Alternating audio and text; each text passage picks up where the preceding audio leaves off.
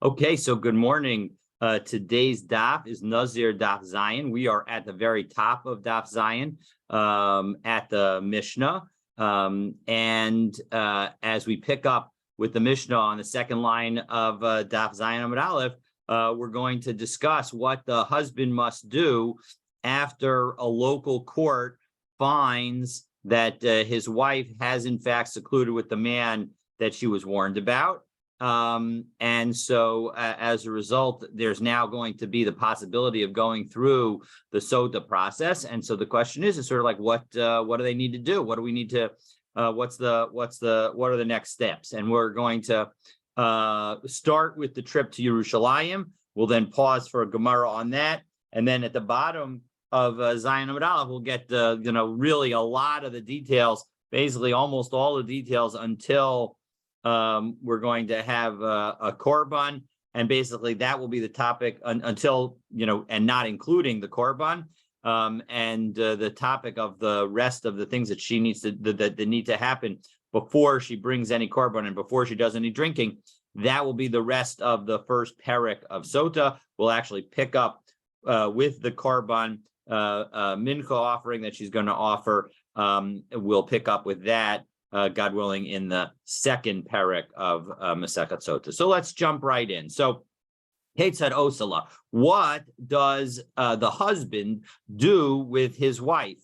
Molika Levetin Sheba'oto Makom. So the first part is that he takes her to the court in the place where he's living. Umosun lo shnei talmidei chachamim. And so now, and then obviously she was found guilty there. And so what happens? Umosun lo shnei talmidei chachamim shema yavo ala b'derech. And so now they're going to take them to talmidei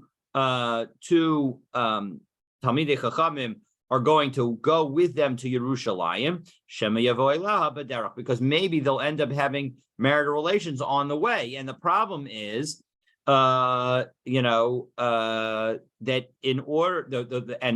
take a look in Rashi, the Rashi on the Mishnah. So, Shema Yavo Elaha B'derech, Shitzarik Lahash Gotab Yerushalayim B'Beit Din HaGadol Kidol Kaman. We're going to see that in fact she's required to go up to drink in Yerushalayim, and she's obligated to go to the Beit Din HaGadol, the Sanhedrin, as we will see momentarily, as we'll see later on this morning in the next Mishnah.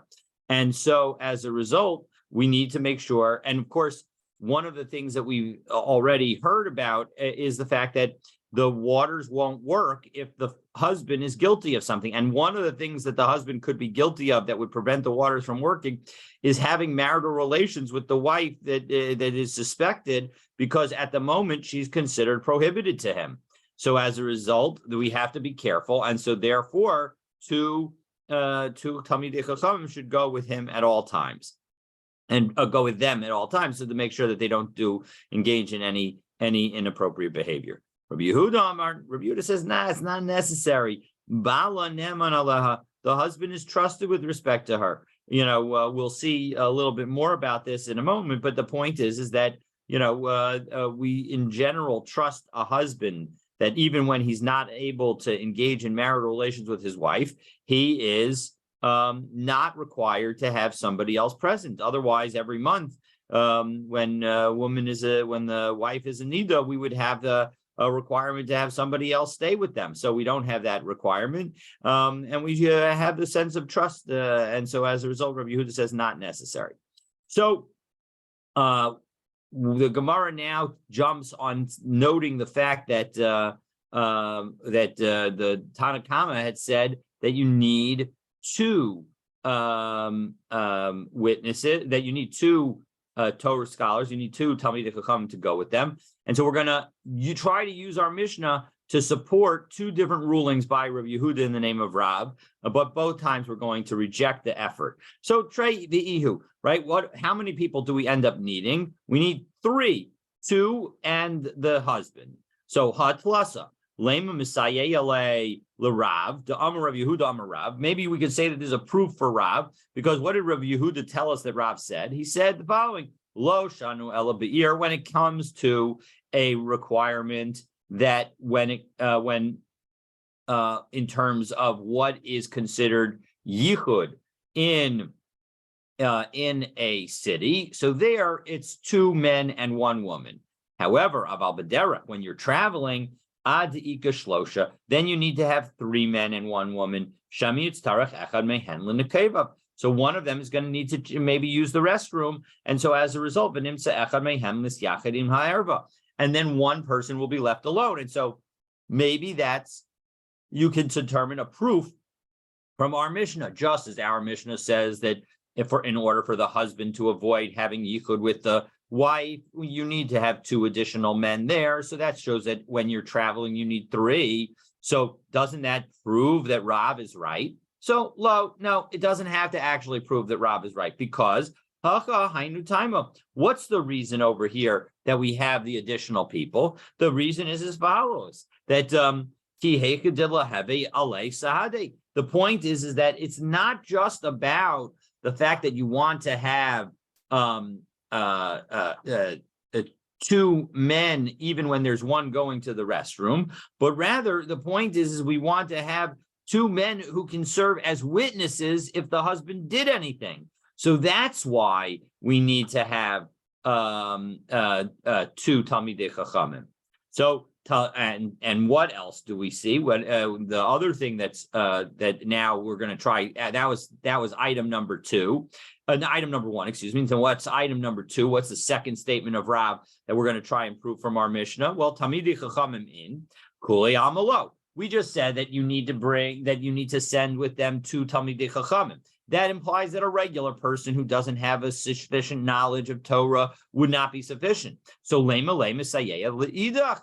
Rav. Let's say it says another statement of Rav, because what did Rav say? Damar Rav Yehuda Amar Rav lo shanu ella kasherit. I'm sorry, that only when talked about when is there yichud, it's only when you have 2 men. I'm sorry. When do you not have yichud? If you don't have yichud when you have 2 men and 1 woman. However, that's only when the men are kosher, when they're good, when they're Talmidei Chachamim. About Perutzin, however, when you have people who are liable to engage in inappropriate actions, then maybe even 10 would not be an appropriate number, and you can't necessarily have any number of men and with a woman alone. So, and indeed, Maisa Haya Bautziyuha Asara B'mita. And indeed, there was a story where 10 men took out a woman, and Rashi tells us it's the 1, 2, 3, 4, 5, 6, 7, 8, 9, 10th line in the narrow lines of Rashi. Bautziyuha Asara, that 10 men took her out. Le'eshes ish, they took out this married woman, chutz le'ir, outside the city. And how did they do so? B'mita, on like a burial bier. Because kasmisa, because they were trying to suggest that she was dead, and so as a result, they bring her out, and then they would have an inappropriate time with her. So l'kalkelima, because they all wanted to ruin themselves with her. So that is that story, and it shows that even if you have multiple people, multiple men with a woman, that doesn't tell you anything. That doesn't prove, that is not going to be sufficient. And so maybe we can have a proof to that conclusion from our Mishnah, from the fact that we said that you need to have 2 Talmidei Chachamim. So the Gemara again says, no, it's again not necessarily a good proof, because what's the reason that we're requiring 2 over here? Because we want, if they see that the husband is about to do something that he shouldn't do with his wife, so they'll be able to warn him.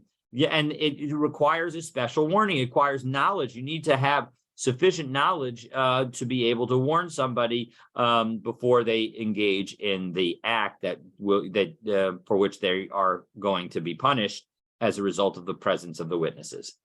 Okay, so we've tried 2 times to support a statement by Rav. Both times we have failed. And so now we turn to Rabbi Yehuda's statement in our Mishnah that there's no requirement whatsoever to have anybody with him. And Tanya, we now are going to turn to a bright. So Rabbi Yehuda Omer Bala, right? The Rabbi Yehuda says that the Bala could be their husband could be trusted. So Tanya, we got a brisa that's going to explain Rabbi Yehuda Omer. Rabbi Yehuda says Bala Neman Mikal V'chomer. We can trust him from a Kal V'chomer. Uma nida shehi b'cheres, that when it comes to a nida who, if he has relations with his wife who's a nida, he's going to be punished with the kares. Bala neman aleha, a husband is yet trusted to be with her and does not have to avoid yichud with her. Sotah shehi balav, when it comes to a sotah, which is covered only by a negative commandment, lo kol shekain, shouldn't the husband certainly be trusted? And that's the logic that Rabbi Yehuda said.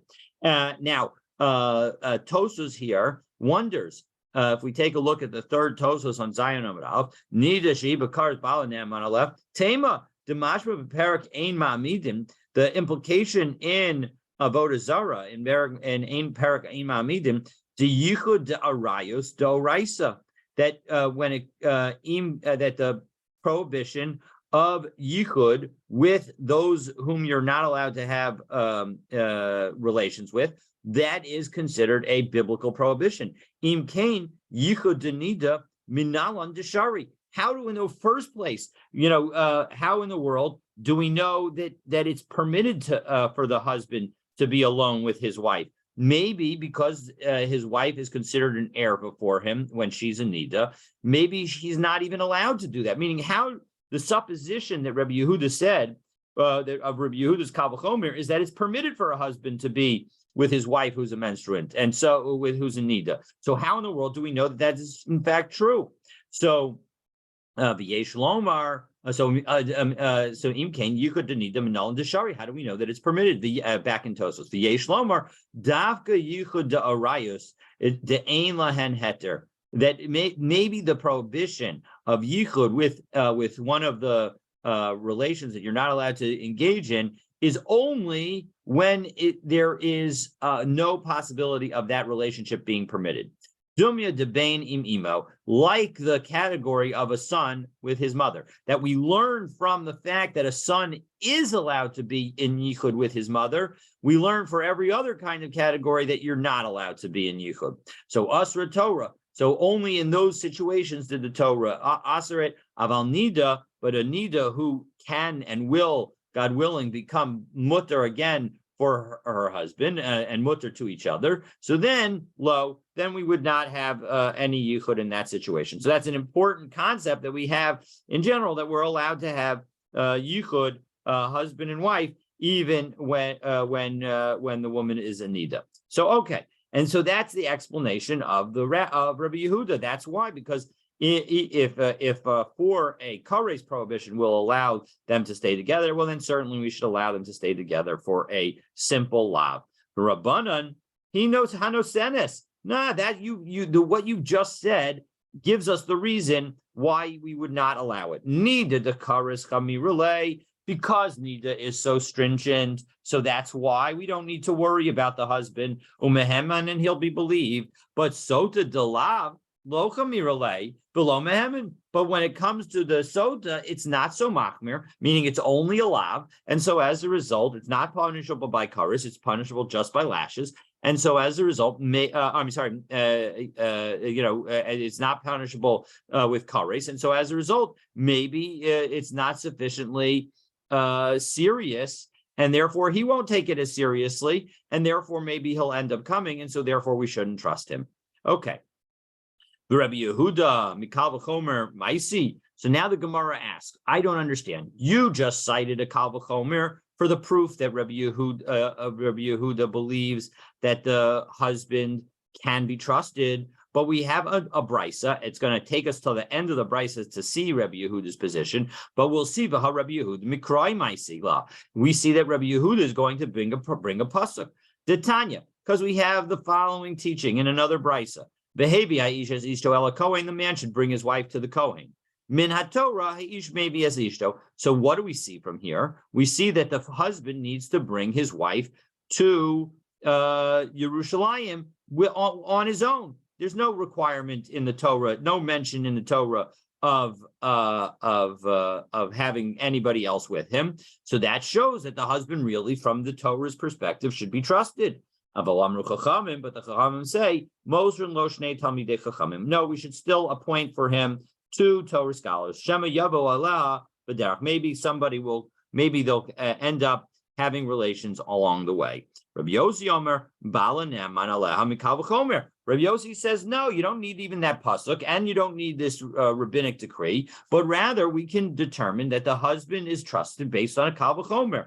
And obviously you'll recognize this Kal V'chomer because this Kal V'chomer is precisely Rabbi Yehuda's Kal V'chomer that we just taught in a separate brisa. When you have a nida who is punishable by kares, if you have relations with her, the husband is nonetheless trusted not to engage in inappropriate relations. So sotah shehi belav, when you have only a negative commandment with respect to sotah, lo kol shekain, well then certainly we should only have the husband be trusted. So Amru lo, the rabbi said to Rabbi Yossi, lo, 1 second, Ima Marta Benida, if you want to say that it with respect to Nida, Shekain Yeshla Heter, that's a situation where there will be eventual permission. And so that is why, so this is a different explanation, a different response than we saw in the last brisa. But here we have the response is not based on sort of the reverse logic of I'll be lenient with respect to something lenient, but and therefore we need to be strict. But rather that the difference is this something that will be once again permitted? And here, when it comes to a nida, it'll be permitted again. And so as a result, a person will have self-control because they could just wait a little bit. So Tomar b'sotah she'ein la heter. But how do you know that by sotah, where there's not going to be a sense of permission at some future time? The Omer Maim Genuvim Yuntaku, and we have this concept that's this is from Pasuk and Mishlei that stolen waters are sweeter. So essentially, that basically there is something extra fun about doing something that's against the law. And of course, if you ask any teenager, that they'll certainly acknowledge that's the case. That's probably 90% of inappropriate behavior that teenagers engage in is because this concept of stolen waters are sweeter. All right, so Rabbi Yehuda says, and now, of course, here's the Rabbi Yehuda in this brisa that is the subject of our question. So Mina Torah, ha'ish maybe as ishto el kohen. It's clear that from the Torah, a husband brings his wife to the kohen without any witnesses. Shneamar behavi ha'ish as ishto. It just says that the man has to bring his wife. So as a result, we see that there, we don't even need the Kal V'chomer. According to Rabbi Yehuda, we have a pasuk. So I don't understand. In one brisa, we use a Kal V'chomer for Rabbi Yehuda. Rabbi Yehuda uses a Kal V'chomer to prove his point. And in this brisa, the most recent brisa, he uses a pasuk. So how do we explain these two discrepancies? So Amar Lahu Kal V'chomer Bereisha Uferchua. So originally he had the Kal V'chomer. He had the same Kal V'chomer that Rabbi Yossi, and he heard the questions that the rabbis asked about the Kal V'chomer, and therefore Hadar, he went back and he said, you know what? I also have a pasuk. And so when we have this brisa, this the last statement of Rabbi Yehuda in the most recent brisa, so that's after he heard the rabbi's response to Rabbi Yehuda. But until then, he had the same logic that Rabbi Yehuda had, that Rabbi Yossi had as well. Okay, I think I said Rabbi Yehuda. I meant that when the rabbis responded to Rabbi Yossi in this brisa, so now Rabbi Yehuda went and said, you know what? I'm going to focus on the pasuk instead of the Kal V'chomer. Okay, so Rabbi Yehuda hainu Tanakama. Well, 1 second. Doesn't Rabbi Yehuda end up matching the Tanakama? Meaning the Tanakama also cited this same pasuk of behavior ha'ish as ishto. Ella Kohen. So isn't that the exact same thing? No, Ikabanaihu Aval Amru. No, because what's the difference is that in the Reisha, the Tanakama said Aval Amru Chachamim Mosun Lo Shnei Talmidei Chachamim, that the rabbis instituted a rabbinic rule to have 2 Talmidei Chachamim go with him. And basically, Rabbi Yehuda's disagreement with the Tanakama is, was there a rabbinic decree? Rabbi Yehuda says no, and the Tanakama says yes. And so as a result, we now understand this machlokes in the brisa that we just cited. And so we have a better understanding of the machlokes between Rabbi Yehuda and the Tanakama of our Mishnah as well, that in fact, the question is, do we cite this verse, or is there actually a rabbinic requirement for the witnesses? And so those are the two different approaches that we have in our Mishnah. Okay, so now we're ready for the longer Mishnah. This Mishnah will continue not only through the rest of the Amud Aleph, but we'll continue on to Amud Bet, and we're going to go through the entire process. So Hayu Mahalin Otab Lebeit Din Hagadol Shabi Yerushalayim. So we bring her up to the Sanhedrin in Yerushalayim. So Umamin Aleha, and the judges there, they are going to try to scare her. And so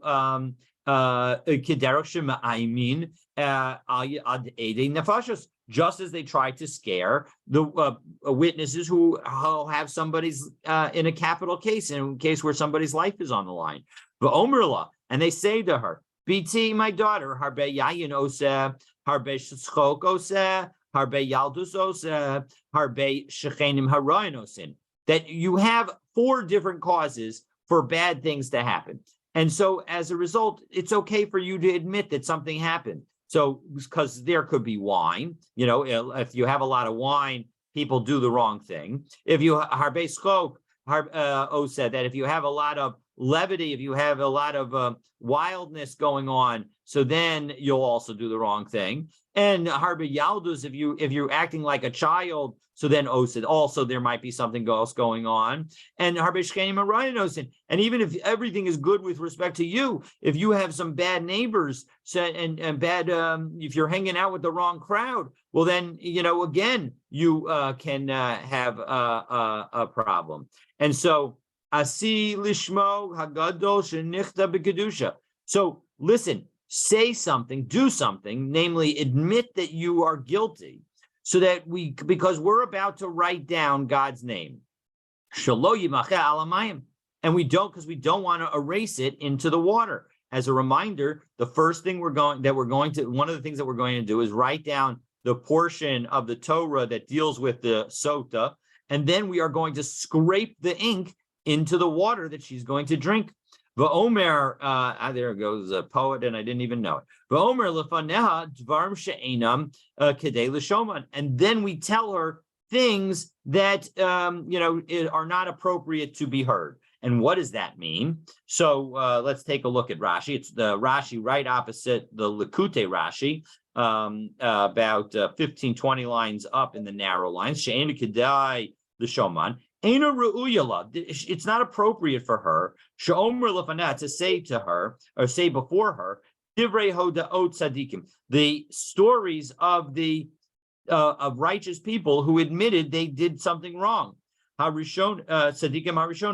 early tzaddikim, and we'll see that referring to Yehuda and Ruvain. Ela kadesh toda al kilkula. But we do all this only in order to get her to admit her mistake, her downfall. Because we'll see that Yehuda admitted what he did and he was not embarrassed. Or maybe he was embarrassed, but he overcame his embarrassment. Not only are we telling it to her, but we're telling it that not even her entire family is appropriate to hear. These are things that we don't want to talk about.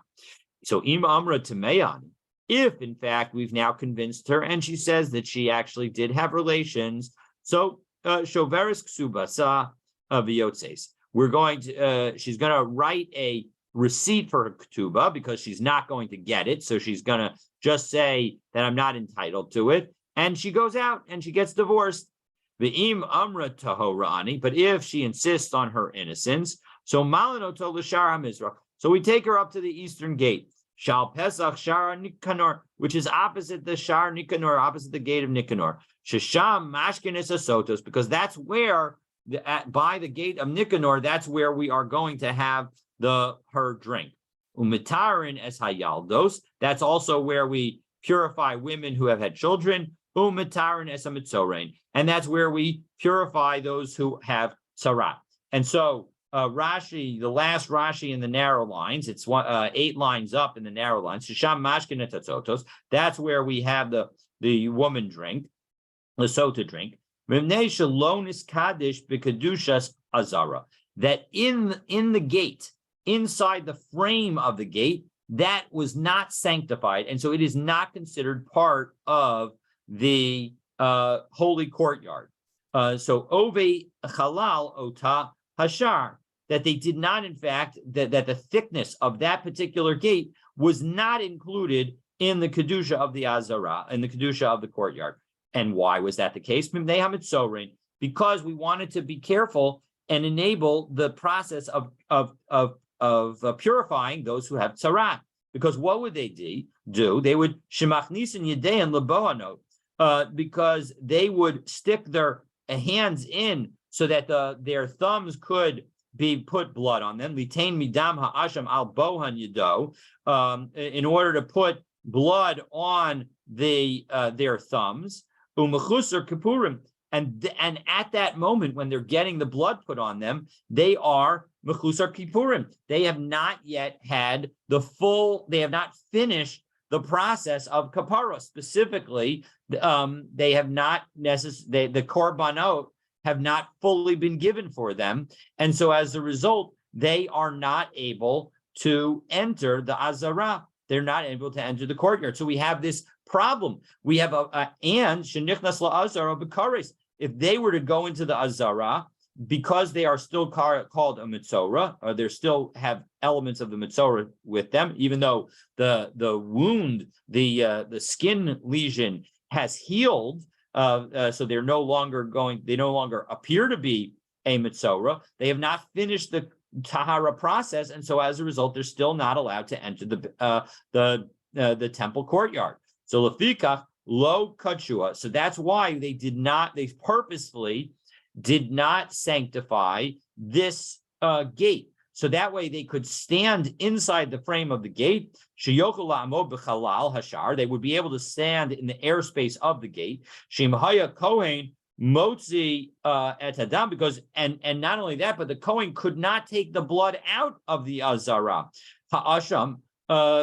Because if the Kohen were to take the blood outside, the blood of the Asham, Chutz la'azara, harehu nifsal, then the korban would be puzzle. So biyotze, by taking it out. Lefikach tzarach lehechnis yado letoch halal, and therefore ha'azara, and therefore the mitzora needs to stand inside the gate and stick his hands into the courtyard. Ubias mixas shara rachmana, and a partial entrance into the azara is not considered a full entrance and therefore is permitted. And so as a result, we essentially have this almost like compromise situation where we need part of the mitzora to go inside the azara, but part of him to stay outside. And so as a result, we leave him in the frame of the gate. And his hands will stick in.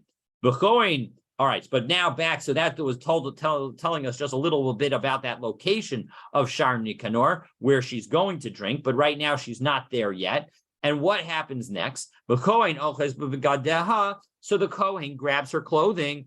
Im nikru, and if it tears, then it tears. Im niframu. If it just falls apart, it falls apart.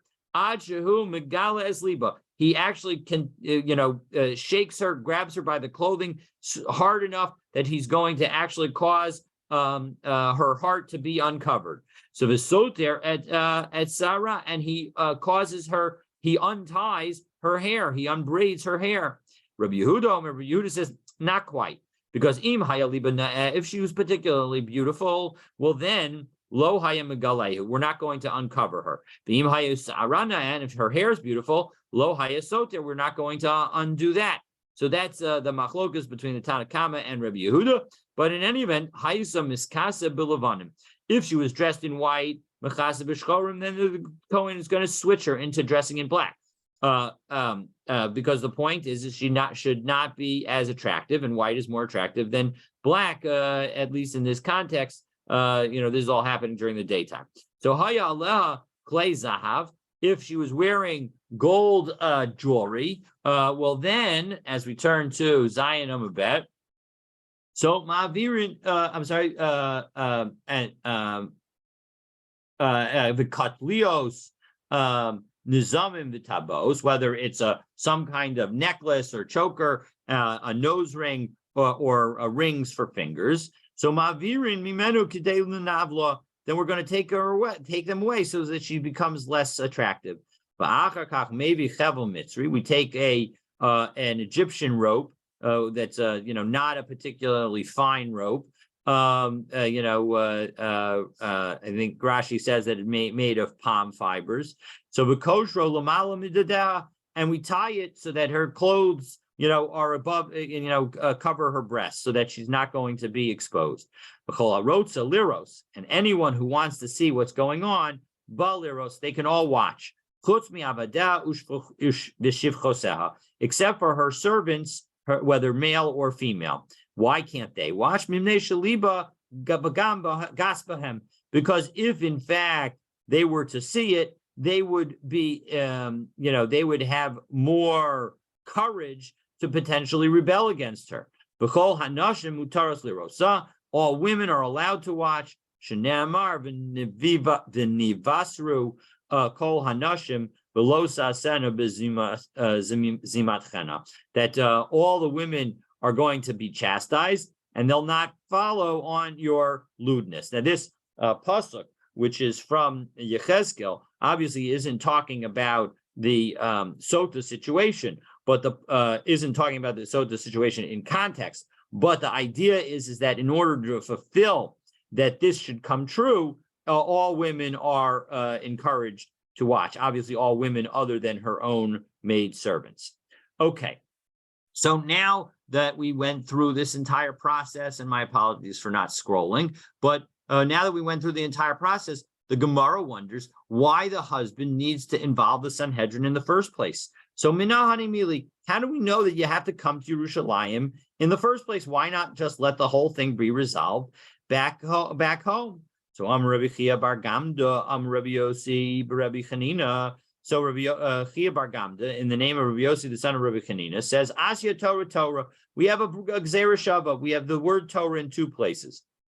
Siv Hacha, in connection with Sotah, it says the following: Ba'asalah HaKohen es kol HaTorah. All of this Torah, all this process. Torah, of course, refers to the Torah itself, but we also, the word Torah can mean a process, and here that's exactly the case. So this entire process, that's what the Kohen's going to do. Uksiv hasam al pia Torah asher yorucha, that when it comes to the rule about a rabbi teaching contrary to what the Beit Din, what the Sanhedrin has taught, so that is a special law known as Zakin Mamre, and that rule also involves going to the Sanhedrin. So Malahalan b'shivin ve'echad, just as by Zakin Mamre, again, this is the law of dealing with a situation where a rabbi refuses to recognize a decision of the Sanhedrin. So, and we say that there's going to be involvement of the Sanhedrin in that situation. Avkan b'shivin ve'echad. So too here we have 71 judges as well. And Tosfos asked the question, which is a very, very sharp question, which is, well, 1 second. Take a look at the top Tosfos and Zion Mabet. Tema, amai lo tani lahu l'sota v'zakin mamrim parakam de Sanhedrin bahadi hani dehabu bebeitin shel shivim ve'achad. Well, the opening discussion in Sanhedrin lists all the different situations when you need a Sanhedrin. And guess what? Neither Sotah nor the situation of Zakin Mamre is mentioned. Now, on the one hand, you could just answer, well, those are two just exceptions. And when do we have a problem with an exception? We only have a problem with an exception when there's just one exception, because why would the rabbis leave out only one? But if there are multiple exceptions, so maybe there are just multiple exceptions. But Tosfos actually offers us a reason. Because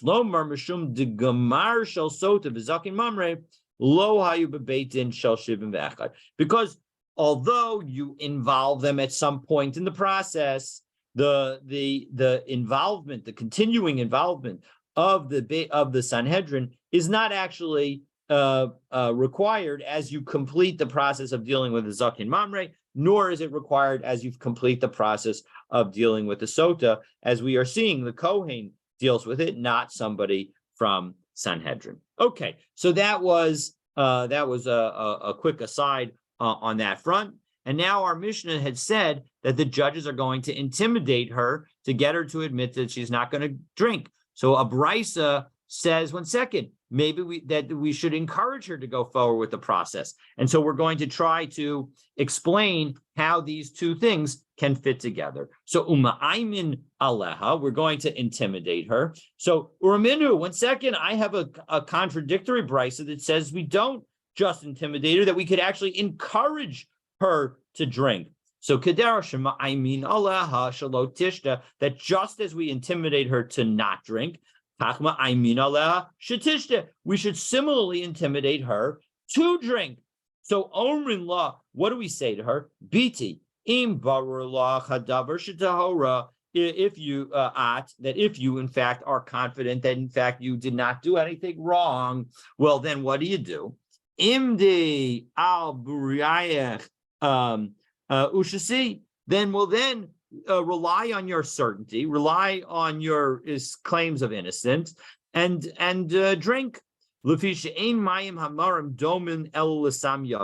That when it comes to these waters, these bitter waters, they're like a dry chemical. That what does it do? Shemunach al basar chai, that you put it on some skin. So im yesham maka, if you've got some kind of wound, so machalchel v'yored, well then it goes into the skin and goes into the wound and it will deal with it. And in this case, in the case of the chemical of the dry potion, well then it's going to heal it. And of course, in the case of the Sotah, well then it will cause her to die. But ein shamaka, if there's nothing wrong, well then ein amol klum. Meaning, right, if you put on some kind of healing material on skin that is healthy, then there's not going to have any effect whatsoever. And so too here, there'll be no effect whatsoever on the woman if in fact she hasn't done anything wrong. And so the bottom line is that we see here that there is an encouragement of her to drink. So how are these two consistent? Our Mishnah only encourages her, references a discouragement of drinking, and a Brisa references both discouragement and encouragement. So lo kasha, kan kodem shen chaka megillah, kan la'achar shen chaka megillah. Well, the big difference is, one, our Mishnah is talking about before we erased God's name, and so as a result, we want to prevent her from drinking, and we'll focus on that. Because if she says she's going to drink, we're going to have to erase God's name. But once we've erased God's name, even though we're going to continue to want her to try to admit, if she did it, we want her to admit it before she actually drinks, because nobody wants her to die in the middle of the Beit HaMikdash, or period. We don't want her to die generally, and so as a result, we're going to discourage her from drinking. But we'll also encourage her to drink because we've already erased it, so nothing more bad is going to happen. And so as a result, we're going to encourage her to drink. And so once the words have been erased, so then we can both encourage and discourage at the same time. V'omer lefaneha, all right, so now the Gemara continues and said, we tell the Sotah things that neither she nor her family deserves to hear. So what does that all refer to? And again, this is going to talk about the stories of Yehuda and Tamar, along with the story of Reuven moving around the bed of Yaakov. So those are the two stories that we have, in the Torah, in Bereshis. And Yehuda, we have a direct reference to confession, and we'll see how we know that Reuven confessed as well. So Tana Rabbanan, the rabbis taught in a brisa, Omer lefaneha dvarim shel Haggadah. We tell her stories, umasim sheiru b'ksuvim harishonim, and things that happen in the early writings, namely frankly in Sefer Bereshis, So Kagon Asher Chachamim Yagidu Lo Kichadu Ma'avosam, that and we tell her about, we'll tell her teachings based on psukim. So this is a pasuk in Iyov where it says, wise men say it was not withheld from their fathers. So what does that refer to? Yehuda hoda below bush. Yehuda was not embarrassed. He admitted what he did with Tamar, and he was not embarrassed. Mahaya Sofu, and what happened in the end to him? He ended up inheriting the world to come. Reuven hoda below bush. Reuven also sinned. He moved around the beds, or may have actually even slept with Bilhah. So too, and he was not embarrassed for admitting what he did. Mahaya Sofa, what was his end? Again, Nachal Chaye Olam Haba. He inherited the world to come. Umascharan, and what was their reward? So the Gemara interrupts and says, 1 second, Mascharan, Kidika Amrinan. You just said what their reward was. They inherited the world to come. So Ela Mascharan Balam Azeh. So the Gemara clarifies that the Brisa is really asking, what was their reward in this world? So and the Brisa jumping back into the Brisa. So that was all an aside outside the Brisa, but now the Brisa continues. Lahem livadam. This is the next pasuk in Iyov, right? So that was the first pasuk with Perek Tesvav pasuk Yud Chet, and now we have Perek Tesvav pasuk Yud Tet. And what does it say there? Lahem levadam, to them alone, nitna haaretz, where the land was given, below avar zar b'tocham, and no stranger passed among them. So what does that mean? That no stranger passed among the tribes of Yehuda and Reuven. So Bishlama Yehuda, it makes sense with respect to Yehuda that's what we're talking about, because Ashkechan de'ode, we find, well, 1 second. First, we're going to explain. So what is? We'll explain what it means in a moment that nobody passed among them. But first, we're going to need to understand, how do we know that Yehuda and Reuven both admitted what they did was wrong? Well, it's clear where Yehuda admitted, because we have a pasuk. Ashkan de'ode. We find that he actually admitted what he did wrong. Tiksi vayaker Yehuda vayomer tzad kamimeni, because he saw and recognized what his equipment, his seal and his staff that he gave to her, and he said, "She's right." And she said, now the understanding here is, one understanding could be that she's more righteous than me, but it could also be that he's saying that she's right, and it is the baby is from me. Ela Reuven minol de'odi. How do we know that he confessed to anything? Amar Rabbi Shmuel bar Nachmani, Amar Rabbi Yochanan. So Rabbi Shmuel bar Nachmani said in the name of Rabbi Yochanan, "My diksiv yichi Reuven v'al yamod v'zot liyuda." In Sefer Dvarim, in the brachot that Moshe gives at the end of his life to the Jewish people, it says, "May Reuven live and not die." And then it goes to Vizos Yehuda. So the next pasuk references Yehuda. So what's the connection between the two? Why are they right next to each other? Well, Kol Osan Shanim Shahayu Yisrael b'Midbar. All the time the Jewish people were traveling in the wilderness. Hayu Atzmosav Shal Yehuda Muglalgalin Ba'aron. The bones of Yehuda that were rolling around in their coffin. Ad Sha'amad Moshe Uvikesh Alav Rachamim. Until Moshe got up and asked for mercy for them. What did Moshe say to him, to God? Amar Lefanav.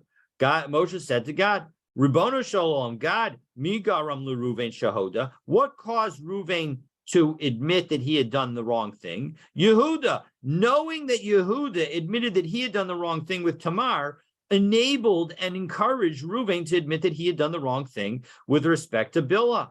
V'zos lihuda. That's why it refers to, when it comes to Yechi Reuven v'Ayamot, what enabled Reuven to live and not die? V'zos Yehuda. It was Yehuda that did that. So miyad shama Hashem kol Yehuda. So immediately Moshe prayed, and Hashem listened to Yehuda's voice, and so as a result allowed the bones to stop rattling around. And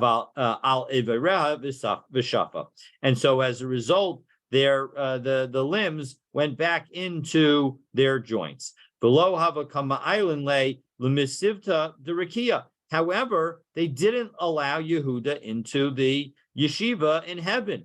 And so ve'alamo tivienu. So as a result, Moshe continued his tefillah, which is the next words of the pasuk.